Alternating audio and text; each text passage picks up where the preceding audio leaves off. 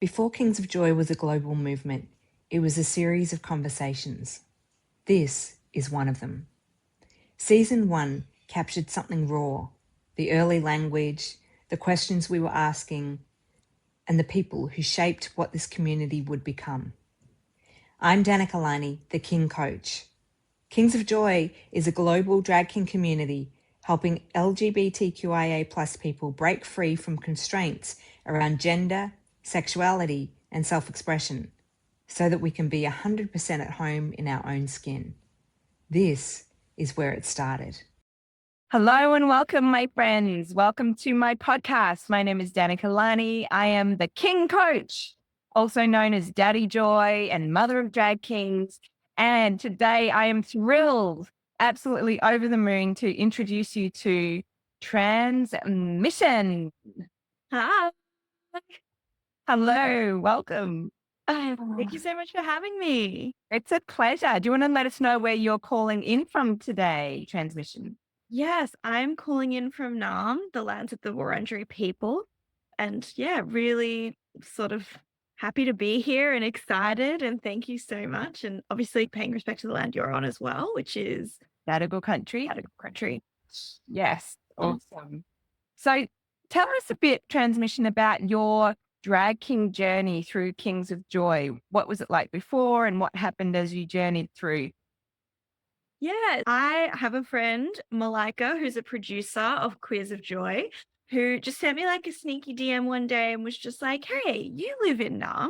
Would you be keen to like do a drag show?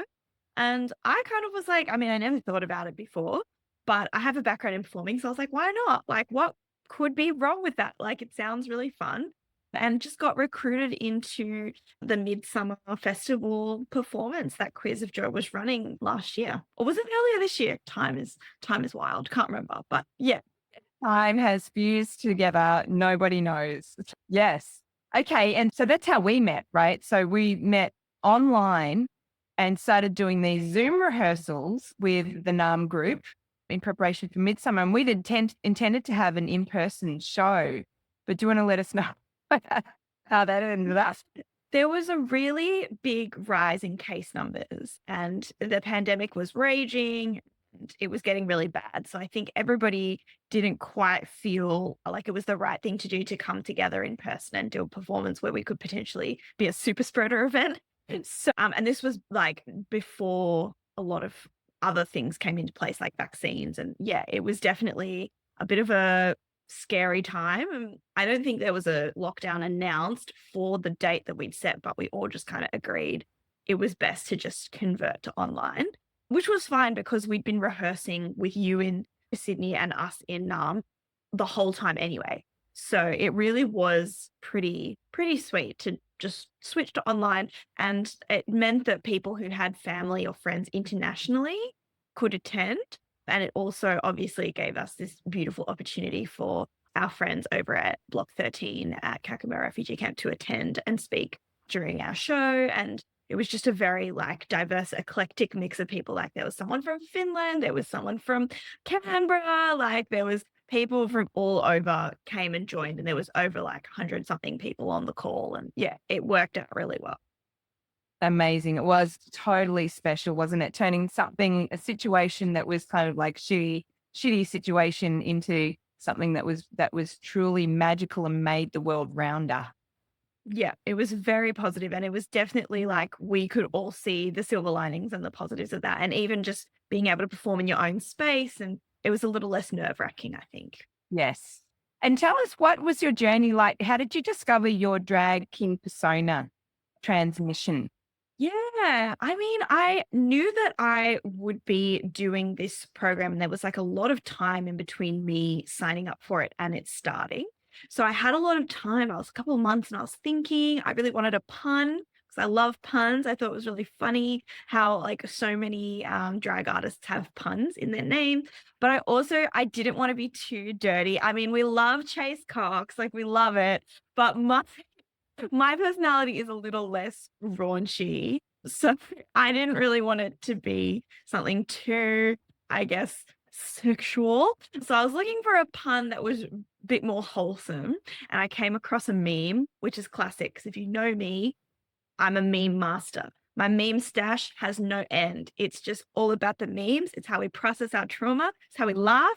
So I saw this meme that was like, have you seen or like, have you heard of the transmission? It was like a car or something. And it was kind of like playing off this idea that like there is an agenda, there's a gay agenda, and then there's also a transmission. So it's like we're going out there, we're trying to spread our agenda, and all of the like non-queer people are like afraid of us. I thought that was really funny. So I definitely do have a queer agenda and I do have a transmission. And I think it's really hilarious. Anyone who's like afraid of it or threatened by it, like that just gives me even more kicks because I'm like, what are you scared of? Like, what are you actually afraid of?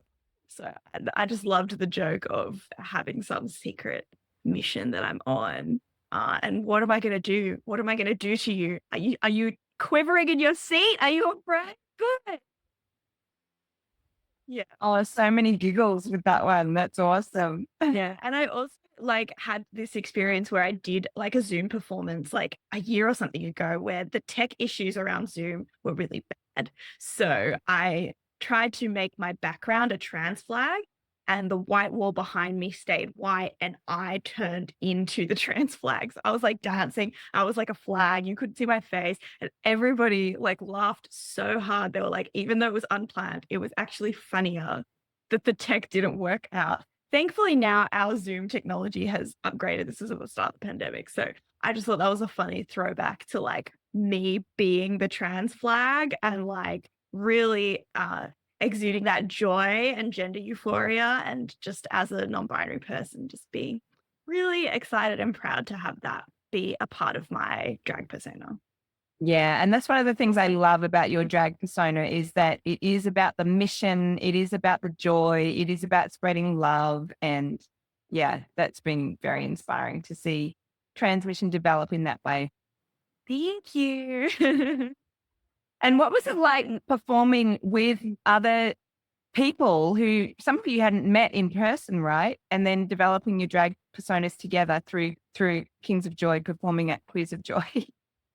Yeah, it's interesting. We bonded straight away. We were all like really excited, all on the same page. I felt like coming together and choosing a song and hearing everybody's like different drag personas and how their cultural background informed what they were doing with their name and all of that stuff. Like some of the backstories were just beautiful in our group, like really well thought out, almost like a fictional world had been developed and they're about to like start writing a fantasy trilogy or something, you know. It was so awesome. So shout out to like all the other people in my original Naarm drag group. There's some amazing artists out there and they're still kind of posting on Instagram if someone's going for their first solo gig soon. So it's just beautiful. And I think we all were really like had never, ever, ever done anything like this before. So we're all on the same sort of starting as well, which I think is awesome because sometimes when you go into performance spaces, and this has just been my experience, there is like divas and there's people who are like really like, I've been doing this forever and like not really nice to newcomers and kind of like there's a bit of this like hierarchy that happens in art spaces that always was a major turnoff for me. Like I was always like, oh, people like that do not click with me. Whereas the culture and the like inclusivity that's just kind of embedded straight away as soon as you start Kings of Joy, like you set it up.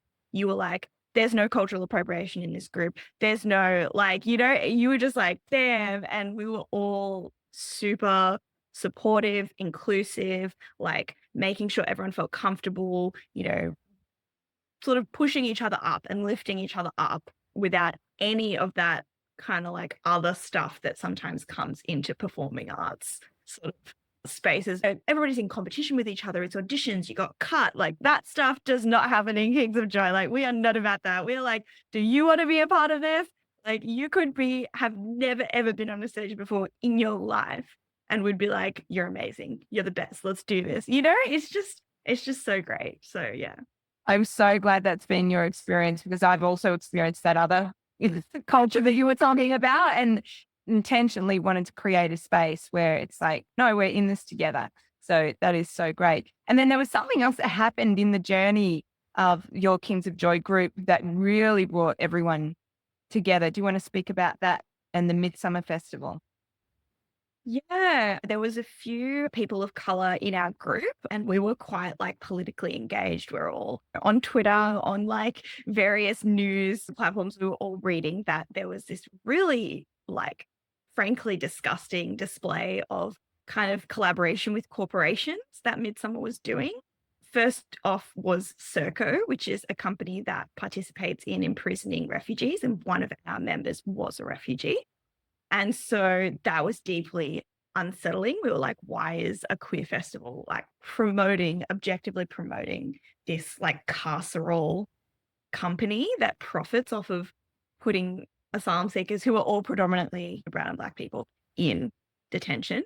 And there was like a lot of collaboration with Victoria Police, which there was a First Nations person in our group, and that really didn't sit well, like how much they were promoting police being at the festival and how much they were saying like, oh, it's so great that like police are going to be supporting the queer community when we know like how violent they are towards First Nations people. I mean, you don't have to look very far in the Australian news sort of scene to see that like cops murdering black people is just like a thing that happens regularly. Or if it's not police, then it's correctional facility staff or it's people all involved in that system. So, yeah, there was just a lot of corporations that didn't sit well with us, and we didn't know how we could sort of justify performing in a festival that was so violently excluding members of our group. And we had a bit of a discussion. There was some like, should we pull out of the festival? But then obviously there was going to be like quite a difficulty with selling tickets and all of this other like operational stuff like, oh, are we going to have to pay like back money or things like that? It was just pretty complicated, but I think we all felt super supported by the Queers of Joy team who were just like, look, if you don't want to do this, like there's no point us performing in a festival that doesn't represent who we are and our values of social justice, which is so fundamental to Queers of Joy. Kakuma refugee camp and the people at Block 13 had been in contact with Queers of Joy for months at this point, had been a huge like fundraiser, had been on the project. Like it was pretty big news that Queers of Joy was like very pro-refugee. So like it just wasn't very compatible to be performing at this festival that clearly didn't have the same, I guess, attitudes as our group and as Queers of Joy as a whole. And personally, I'd previously like written an open letter to the staff at Midsumma. I'd tried to contact them. We'd gone through all of this sort of, I guess, what you would see as the logical process to complaining about something really damaging like that. And they'd ignored us. They just didn't respond. Or if they did respond, they actually sent me an email saying, oh, look at this, isn't this funny? Like they were laughing at us, you know? Whereas as soon as Queers of Joy pulled out of the festival, they had the CEO at the table, like at that meeting. It was far more effective in terms of like solidarity and campaigning and getting people who are important to listen in the room. Like they were there because they were worried about their image when artists started pulling out of their show. So I think that just shows the power of art and how interesting it is that they're so these CEOs and these like big whatever corporate people, they actually can be heard, like we can be heard a lot easier when we have access to sort of things like Queers of Joy and media, and like it's a lot harder to get that kind of traction simply by doing traditional sort of campaigning. So that was really interesting. I'm glad we pulled out. I'm glad that we had our stand and we performed online anyway. So there was no real impact on like being part of the festival or not. So it all worked out pretty well. Yeah, it really did. And you're right. The power of the collective really, really, yeah, did speak volumes, didn't it? That we got to operate from a place of integrity and from a stand and do what was integrous for us as a community. So yeah, that was very, very powerful to be part of. So that's great. And so you were mentioning Block 13 and our friends who are LGBTQIA refugees living in Kakuma, Kenya, in Block 13. And I believe you created something really quite special recently, inspired by that community. Do you want to share with us about that? Yeah. So the first contact I had with them was on our Zoom performance where like these beautiful, I think it was Lucretia came and spoke just about the violence that they face and how hard it is. And that really brought us all together. We were like, this is a cause that we all feel super passionate about. And we're all really keen to have the profits from our ticket sales be going towards raising funds for them and all sorts of stuff. And even extra donations were going through. And that's all like amazing work that Chris is doing, just for folks who are on that. And it kind of like didn't quite form an idea at that point, but it was just that feeling of like, oh, this is such a great connection. Like, this is so awesome. Like, I, have so much love for these people. And then I went to a Quiz of Joy live performance. And that was when the seed like started, because they had sent through for that live performance like a video of like lip syncing and art and stuff. And they had this song that was playing. And one of the lyrics was like, reach your hands across the world or something like that. It was like a beautiful sort of corny song, but I loved it. And it just like got me thinking. I was like, oh, do you remember like back in the like early 2000s, there was this bit of this craze, or like other time periods as well, of people making charity songs. Like, if all these artists would come together, you would see them in the studio with their headphones on, and they would be like singing, like, support, like whatever cause they were raising money for. And I just thought, like, I'm a singer, I'm a songwriter, like, write a song, like, it's not that hard. Like, I got my guitar out and started like playing a little bit. And in the end, I had written this song that was sort of like what I wished the life we could have. And it was about the folks from Kakuma living with us in safety and in peace, and all of our children like going to school together and just being able to actually be together and for them to be safe. And that was my like vision. So I kind of put that down in writing, and I tried to tell this story of like, even though you're so, so far away and like we might never ever meet you, like, this is the vision, this is the hope, this is the imagining of a world where we're together and we're all safe. And I was just like, came out and I sent it to Chris and Malika. They're like, we should record it. So we finally got it down. It's on Bandcamp. You can buy it or you can just listen to it for free as well. And it's like a really sort of sweet, short song about, the struggle of what they've gone through, what they've shared with us, and the world that I wish we will live in someday that we'll be able to have. And hopefully we'll be able to record or like perform it or do more stuff so that we can keep raising funds for them, because when you purchase it on Bandcamp, those funds will be going to our friends Block 13. So Just amazing. What an incredible transmission for making this song that's going to live on. It's going to have a life, and it's already touched so many people. I mean, Lucretia said, I'm going to read this, said, I can't stop listening to it. I feel like I am more strong and energetic every single second of listening to it. All I can say is that thank you for this. That's so sweet. And that's what she said when she heard the song. And I had the same kind of reaction. Like, I just couldn't stop listening to it. Just like, joy, like was playing in my head. And it's a very touching, heartwarming, beautiful, soulful song that really captures something about the shared spirit between us all and being there for our friends. So thank you. It's a beautiful, beautiful piece of art. And I thought maybe we might have a moment now where we could hear it. Shall I play it? Absolutely. Yeah, I think. Yeah, here we go. Yeah, that's right. Let's hear Joy. Send some joy, love to our friends at Kakuma, over the sea and sky. If you feel alone, if we seem so far, this song reminds you where we are. It's a fight for a right to love. I know it's been hard just to survive. You don't just have to be strong. You can be soft, you can be fun. Those show us how we've come. Send and stuff to our friends Kakuma. The sea and sky. You feel we seem so far. This is you where we are. In my in this history, we're all walking down it. We drop our kids at school, and we walk along the river. We love it how we did this life made us. That's it's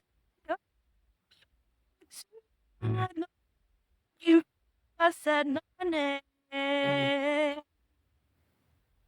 when I should, and I felt and we didn't know of the joy, sense and joy to our friend Kakuma over the sea. Maybe we seem so far. This brings you where we are. This brings you where we are. Yes. Oh my God, so cute. So sweet. And just your vocals as well, like the beautiful, tone and raw sound of your vocals is just like captured something really beautiful as well, really close to the heart. So thank you. And shout out to Malaika Mfame for producing, recording, doing all of the tech, all of the behind the scenes on that. I have never sounded so good. Because I usually just hit record on my phone and I just sing into that. So it's just like that beautiful clarity that comes from good recording equipment. Thank you, Malaika, making this happen and for inviting transmissions to even participate in Kings of Joy to start with. We all grow from lifting each other up, don't we? So, yeah. Thank you so much for being here today. Love you. Mwah. And we'll speak soon. Bye, thanks. This is where it started, but it's not where it ends. Kings of Joy is now a global drag king community with over 150 first-time drag kings crowned since 2020. We're still having these conversations. We're still asking the questions. We're still becoming. If this episode sparked something in you, start here. Claim your drag king name at danikalani.com/drag king name. The movement is growing. You're part of it. I'm Danica Lani, the King Coach. Thanks for listening.